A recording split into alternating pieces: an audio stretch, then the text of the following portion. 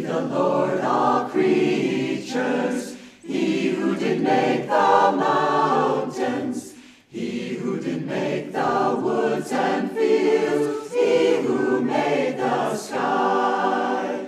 Praise him who gave us gladness, praise him who fills our hearts with song, praise him who lifts their notes on high, there where earthly hopes belong. Praise ye the Lord, all creatures, he who did make the seasons, he who did make the hush of night, he who made the sun.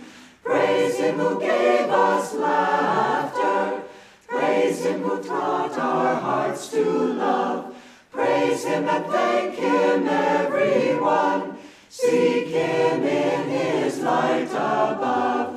Praise him who gave us laughter, praise him who taught our hearts to love, praise him and thank him, everyone, seek him in his light above.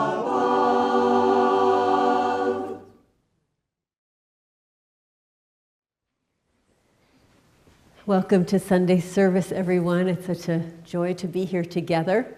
My name is Nayaswami Anandi. This is Nayaswami Bharat.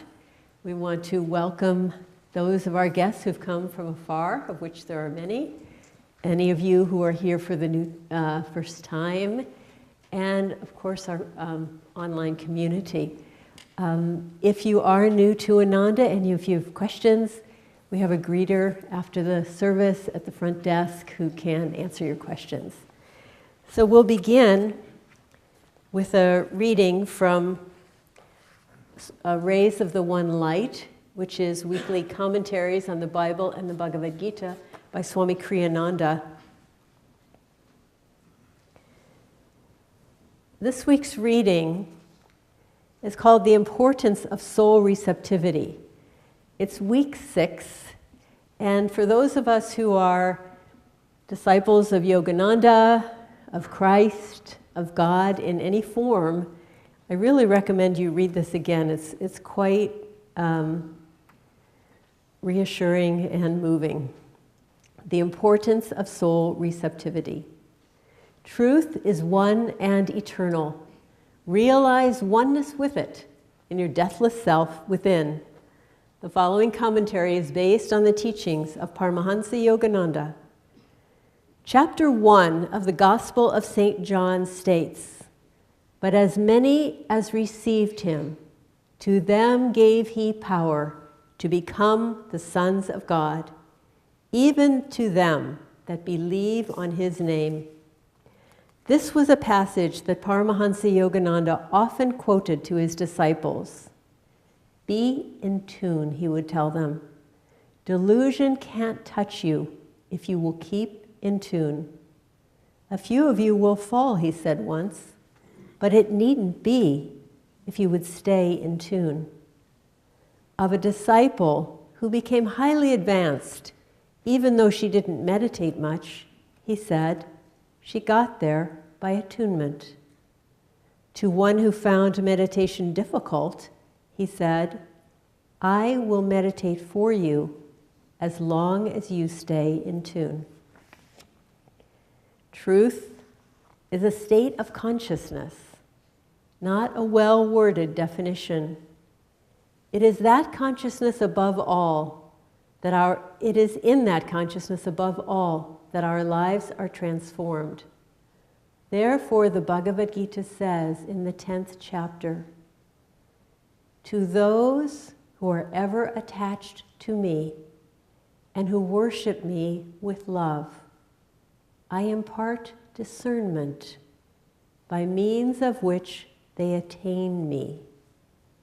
Out of my love for them, I, the divine within them, set a light in them, the radiant lamp of wisdom, thereby dispelling the darkness of their ignorance. Thus, through Holy Scripture, God has spoken to mankind. I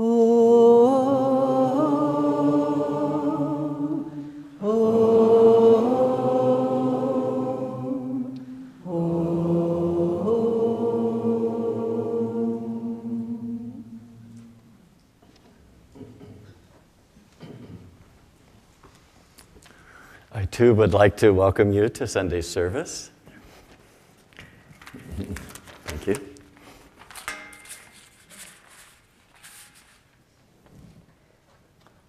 I'd like to read from Whispers from Eternity.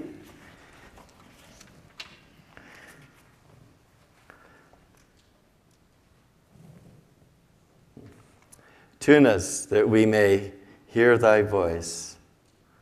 Volumes of thy Savior voice resound through the loudspeaker of every loving heart. The voice of thy wisdom roams through the ether of space, seeking everywhere hearts that are tuned to ecstasy. Sadly, thy warning sermon pass unheard by souls deafened with the static of sense pleasures. O divine broadcaster, tune our souls long distracted by the static of our indifference. Fine-tune us with the delicate touch of soul perception. Grant us the privilege of hearing thy magic melodies in the ecstasy of divine awakening. To those that received him, gave he the power to become the sons and daughters of God. I wrote an article for the Daily Meditator about the power of the Guru some time ago. And there was a woman who responded. Well, many people responded, not just one. And she was a devotee of another path. And she'd been meditating, she said, for 22 years. And she had reached different plateaus in her meditation. But she just felt like she wasn't going deeper, that there was a lot more that she could experience. And she thought about that for a long time, wondering what could she do? And then she remembered the stories of all the saints that she read about and how each saint, to become free, tuned into the power of their guru and were carried to the far shores, infinite shores of freedom by their guru. And so she very deliberately installed the guru in her heart. And she started to just feel that she just kept her guru inside, but every person she met, she saw her guru. Everything in nature was her guru. And once she started doing that, she just felt, I just couldn't believe the progress I started making with my meditation. And it was by the power of my guru. And of course, we understand that, don't we? Because it always keeps coming back to the Guru. Swami, when he first came to Yogananda at Mount Washington, he just was real struck by the more he tuned into Yogananda, the more his life just flowed effortlessly and smoothly. And it's not that you will never have difficulties on the spiritual path, but this is what he noticed. And he also said that he saw in the people coming to Ananda, and we've seen this in our own lives, on how our power to advance on the path is much, much further than the individual efforts that we make. Isn't that so? Just we've seen it in our friends and in ourselves. When I first came to Ananda, very on. I had been in another monastery before, but I asked Swami, does he have any advice for my meditation? And Swami said, keep Divine Mother first. And I just come from a Zen monastery, and sometimes we meditated 10 hours a day and things like that. And so about that time, I had a dream, and that taught me more about this principle. In my dream, I grew up in the Sacramento Valley near the Sutter Buttes, and I was riding my bicycle through a grain field. And the sky was very expansive, and I like birds, and out of the sky, a large falcon came flying next to me as I was riding my bicycle.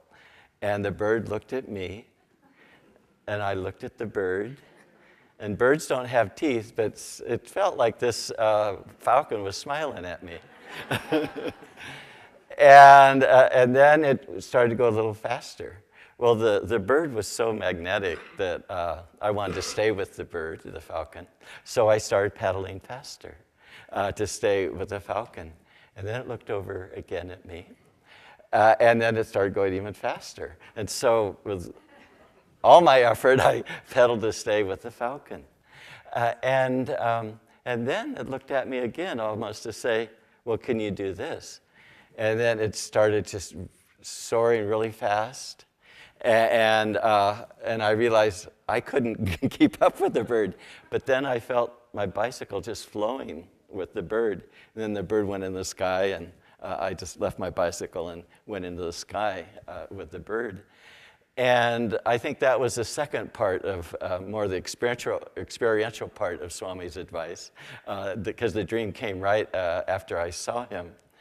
And this is, where Master said that without the avatars, a devotee couldn't really seek God, because they really wouldn't know how to do it. They wouldn't have the tremendous example of how to do it. Yogananda said that by our very conduct, we disclose whether we're living to be with the Lord or if we're just wanting his gifts.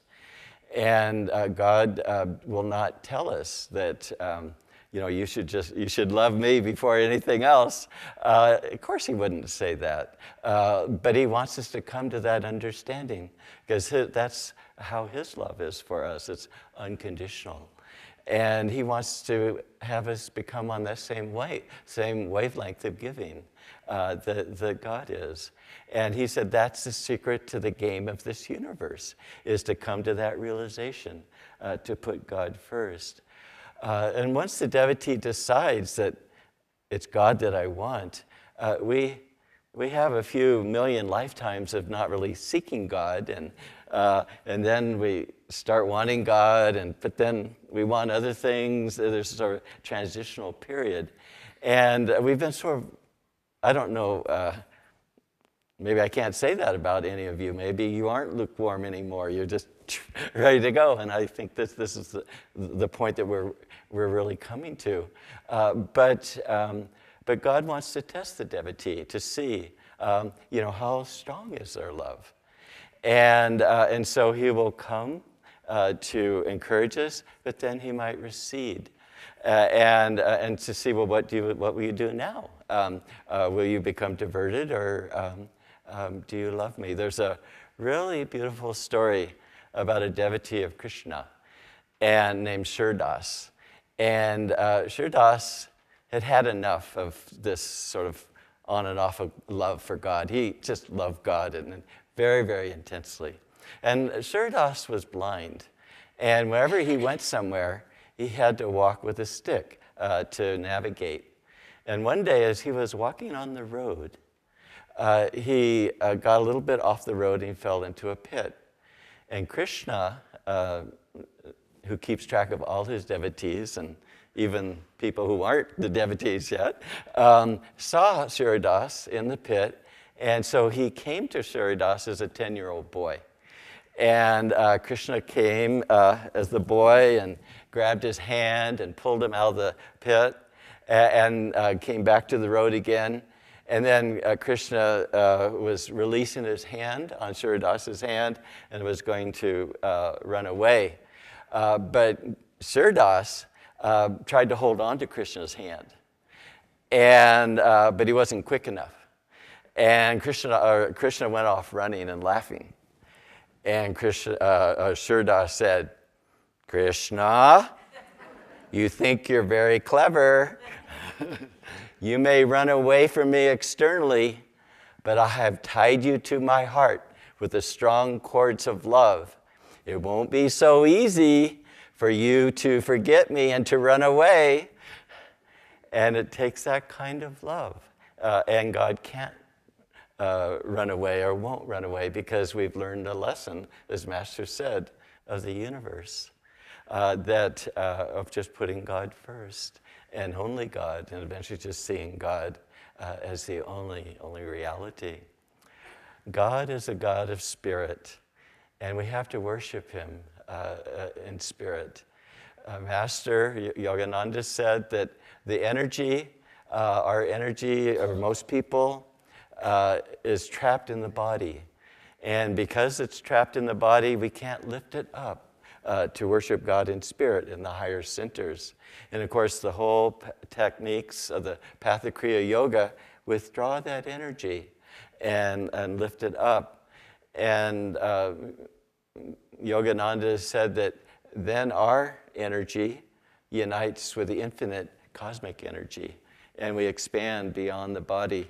As John Muir, who is having transcendental experiences in the Yosemite, said the body vanishes and the freed soul goes abroad. And that's what happens in deep meditation or deep prayer when we're just absorbed with God. I'm writing a book on flow learning, and I do a lot of work in China and Japan and Southeast Asia.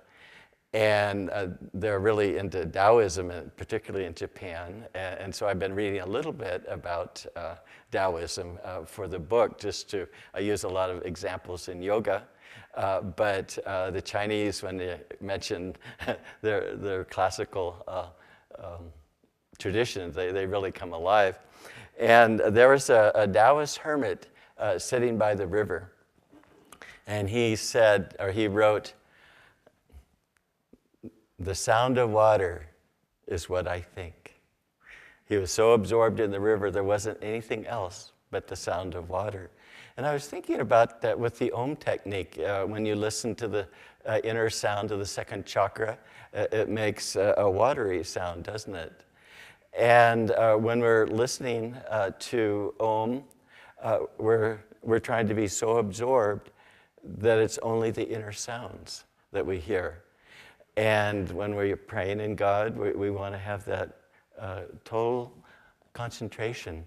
What is concentration? It's sincerity and yearning on our part. And when we can bring ourselves totally that way, that's when we start to draw on that inner reality. So that's, of course, why we have all these different techniques, is to really attune to God. Yogananda said that many people in other traditions that don't have yoga, they may start the spiritual path out with a lot of dynamic effort and energy, but then after a while, they lose their way, and their devotion may not be as strong. Often it wanes away just because they aren't touching God again in a deep way. It's important. One story I wanted to just refresh our memory about, because we've all read the autobiography of Yogi, is when Sri Yukteswar was expounding on the scriptures to Yogananda when he was newly in the ashram. And Yogananda said that whenever he would have just a moment of a brief moment of absent-mindedness, Sri Yukteswar would just stop and saying that you aren't concentrating enough. I can't share these deep truths when your mind is so diverted. And Yogananda complained. He said, I didn't move my body. I could repeat every word you said. And then Sri Yukteswar said, well, you were thinking about building 3 institutions. There was a civilian forest retreat in the plains of his Ranchi school. He was thinking of the big building on Mount Washington, which is the American headquarters for his work. And then the hermitage by the ocean, which was where in Encinitas. All things that are very, very important and bless many people.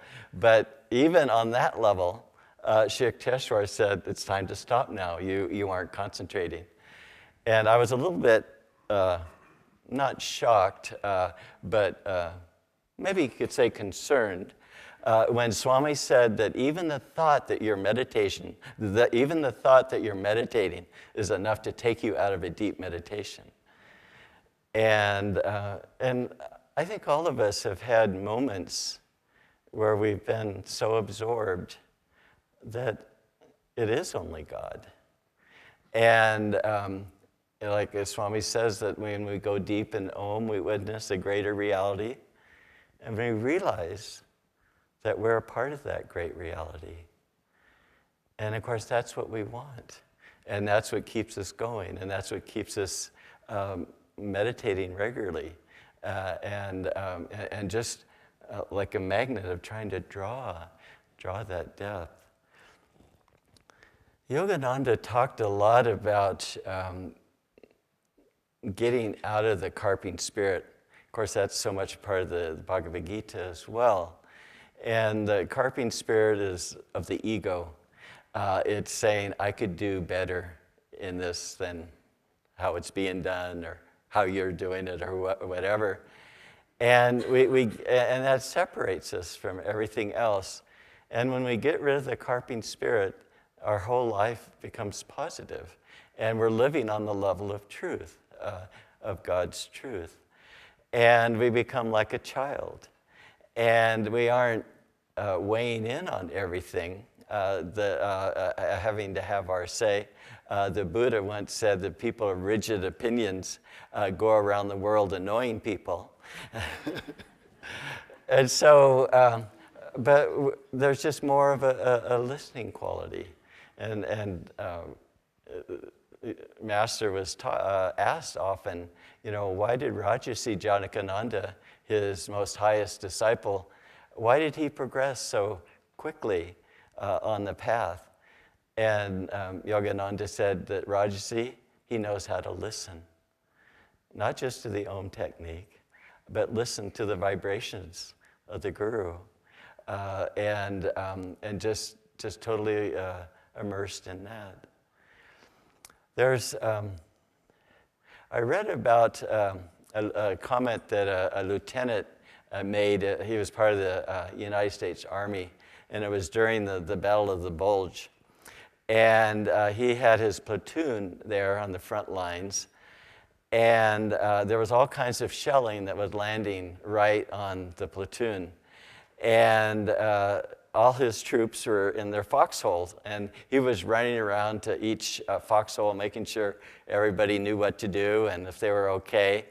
And one soldier was hunkered way down deep in his foxhole, and he shouted at the lieutenant, "Where's your foxhole?" Because he hadn't seen him in his foxhole. And lieutenant said, if I had a foxhole, I'd probably be in it, but he didn't. And because he realized that the way to serve his troops in the highest way, the troops under his care, was to not have a foxhole, but to just be totally present and with his troops. And Christ said that the foxes have their den, and the birds of the sky have their nest, but the Son of Man has nowhere to lay his head. And when we come to the point of having nothing anymore that limits us, that confines us, then our consciousness just will merge, and there's nothing to hold it back. And we merge into infinity. It's a real, today in the world, not only in the United States, but in Europe and so many other places, there's a lot of strife in the world, and there's a lot of things that are facing humanity and all the species on the earth. And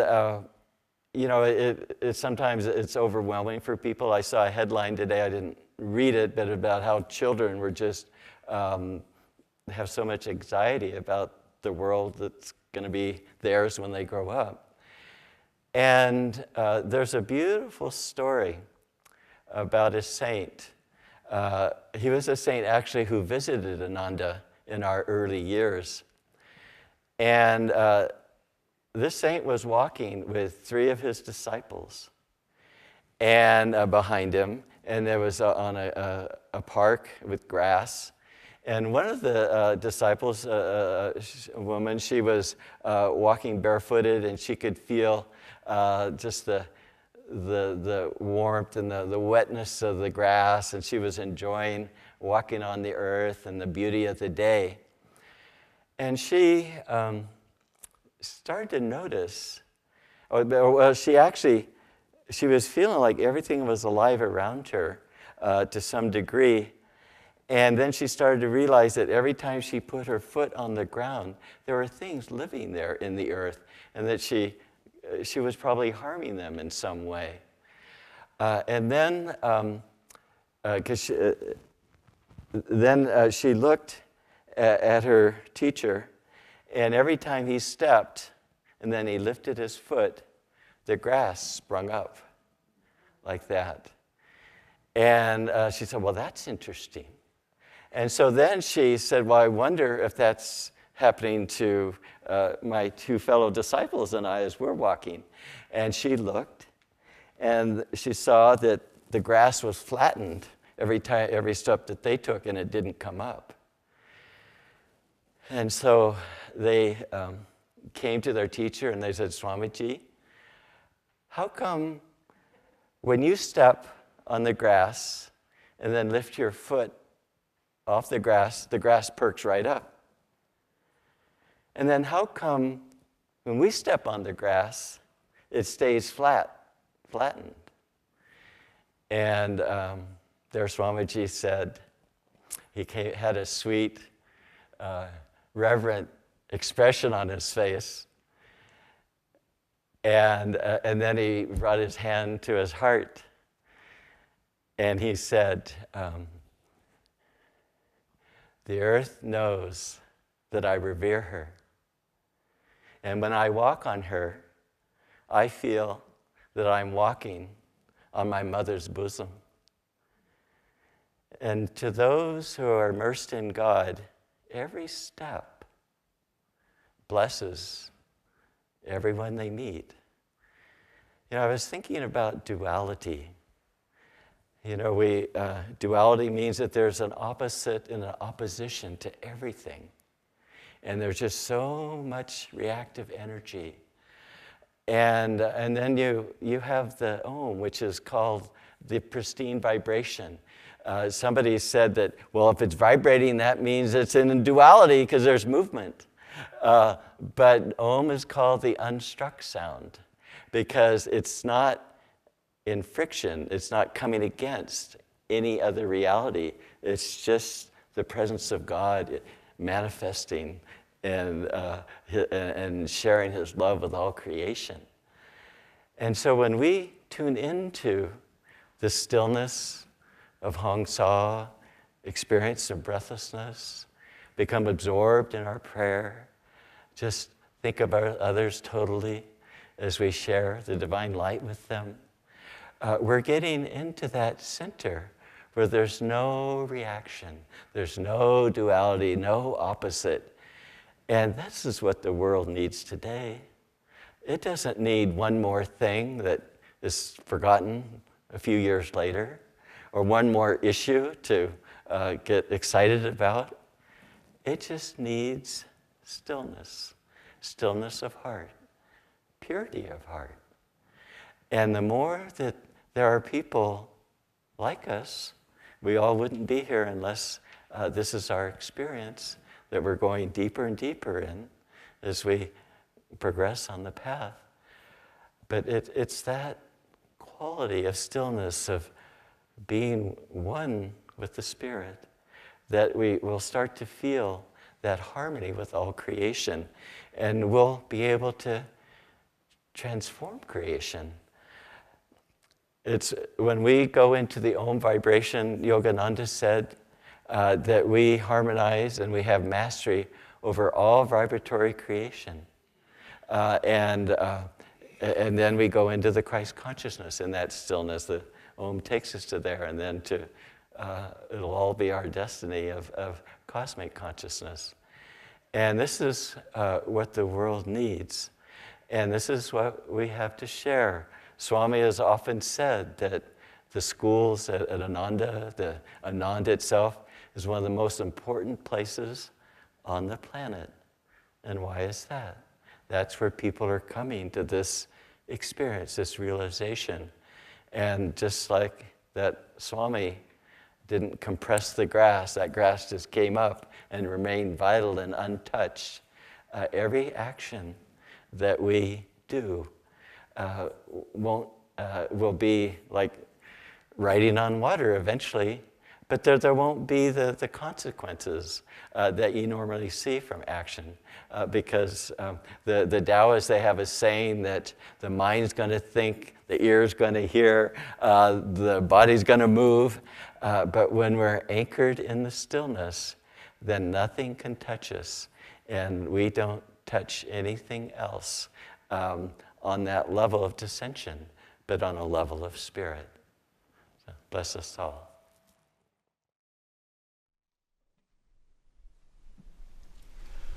Long I've called you, my Lord, long I've called you. Many years I have longed for your sight. Bathe the darkness with tears of devotion, offered candles in prayer to your love.